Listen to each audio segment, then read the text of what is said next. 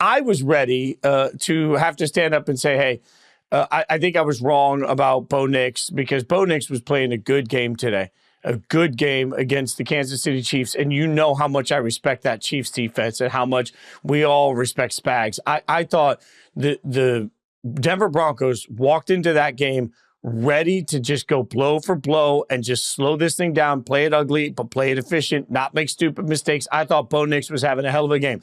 And then I realized something, Frank.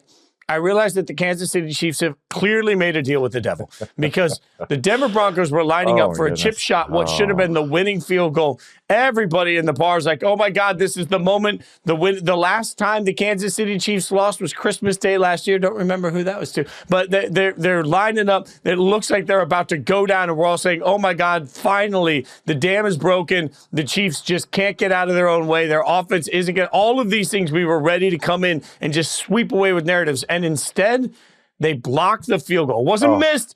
It was blocked. It was just one of those incredible. The football gods want the Kansas City Chiefs to three-peat. And the sooner we all accept that, the sooner we'll stop pulling our hair out.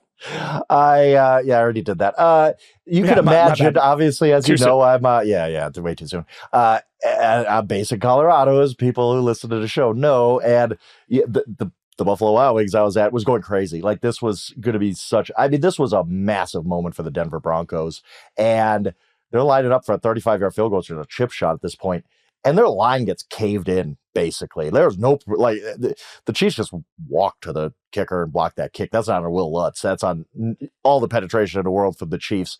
And yes, you just have to wonder, like, how do they keep doing this? Let's go through some of their home wins, right? Week 1, Isaiah Likely's toe is on the back line, and they win that way.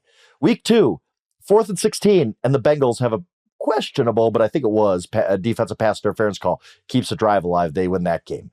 Last week, the Buccaneers probably should have beat the Chiefs. They didn't go for 2 for some unknown reason. Chiefs ended up winning that. Today, 35-yard field goal, which is like 90-some% over the last however many years. It gets blocked, which you don't see that often.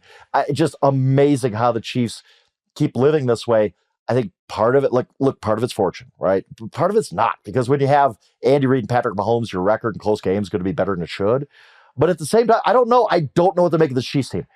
They're obviously back-to-back champs. They have the pedigree. They're undefeated. But every week, it's like there's just something not great about this Chiefs team yet. And it's hard to question them when they're undefeated, but at the same time, you're like, you could easily be like 5-4 right now too. Like, just a few plays, a handful of plays go the other way. And you can say that about a lot of teams, a lot of games. But this Chiefs team is not as good as its record, but yet their pedigree just gives them this benefit of the doubt that they're just going to keep doing this the rest of the season, and somehow, some way, they're gonna win 15 games of the regular season or something. You can pull from a couple of months ago when I said at some point winning close games isn't luck; it's part of your identity. Said it on this show about the Kansas City Chiefs, and for me, I fully agree with you that when we eventually start making the list of the worst Super Bowl winning teams of all time, I'm sure somebody will put this Kansas City Chiefs team on that list. But the fact is, this is just what they do. And none of it makes sense. Like, I can't make sense of it week in and week out, but it still continues to happen. So at some point, I just got to crumple up any logic and say, okay, I don't know why, but the Chiefs don't lose football games. And, but it's better to be lucky than good. And sometimes things have to go your way. And yes, the cliche, good teams find a way to win and bad teams find a way to lose. But if you're the Denver Broncos, man, you gave Kansas City everything they could handle, and you had that game. And then it just went away. And that's what the Chiefs do. It doesn't matter that they're outplayed for the majority of the game. It doesn't matter that it looks ugly on the offensive side of the ball. It doesn't matter that they can't seem to find a way to sustain drives. It doesn't matter that they put themselves in negative down and distance in ways that I find maddening for a team that is disciplined and good. None of that matters, because through it all, they just find weird ways to win. So I can't make sense of it, but this is, like I always say, using scratch-off lottery tickets to pay your mortgage. You shouldn't win the lottery twice. But there was a documentary once about all the people that have won the lottery twice.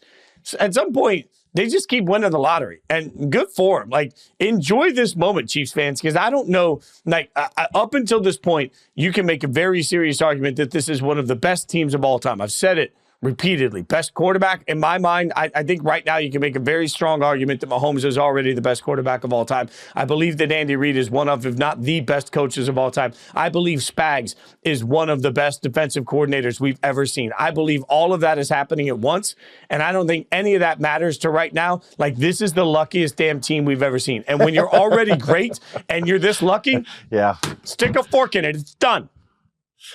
You might be right. It's just crazy. It is. I used this line a few weeks ago. I could use it again. The Breaking Bad line of how do they keep getting away with all this? It's just, that's the attitude about the Chiefs now of like, how do they keep winning like this? How do they keep winning these games? It's crazy.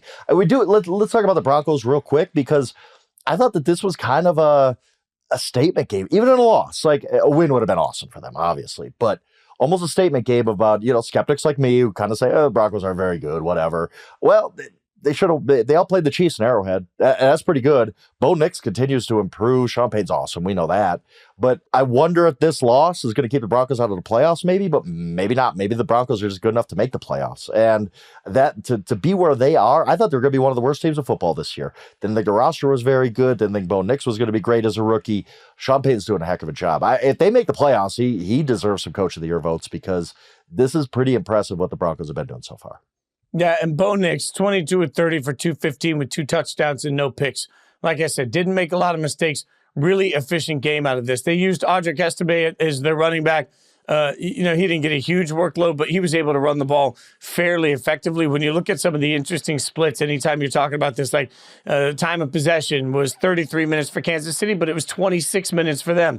It was for the Broncos, 16 first downs to 19 first downs. Like, all of these stats tell you that the game wasn't just even on the scoreboard. The game was even on the field. Right? And total yards, 300 for Kansas City, 260 for Denver. The smart thing that Denver has done is they built themselves a brilliant defense, and that defense is going to keep them in games. And it feels like every week, in a much slower version of this, like with Jaden Daniels, we talked about Cliff Kingsbury was sort of opening up the flower every week a little bit more. It feels like that's exactly what's happening with Bo Nix. It's just being done a little bit slower. I don't think Bo Nix is nearly who Jaden Daniels is, but he doesn't have to be. Bo Nix right now is showing that he can be Sean Payton's quarterback. And, at this point, I would not be surprised at all if in 2 years we're having the same arguments about Bo Nix that we've been having for years about Brock Purdy and whether or not it's Sean Payton in the system and how good he is. But it won't matter because this tandem is going to win a lot of football games. Absolutely. To skip ahead to a conversation we're going to have, Bo Nix has been better than Caleb Williams, right? As a rookie. Yeah. Like, absolutely. I don't know what it means. Yeah, but that's Mac Jones because was the best rookie in his class, and he didn't turn out to be anything. But I think it's significant that Bo Nix is probably the second best rookie quarterback this year. And a lot of us, I thought it was a good fit with Peyton. I didn't think it was awesome value or anything where they got him, but some people really trashed Bo Nix and the pick. And I thought I can see it working because Sean Payton's so good as a head coach, but I think Bo Nix is further ahead than I thought he'd be. It's pretty impressive. It is. I think the Broncos got this one right, and a lot of people are going to be wrong. And I think Bo Nix is going to be, look, again, do I ever think he's going to win an MVP or anything like that? Probably not, but I think Sean Payton can win a lot of games with this guy.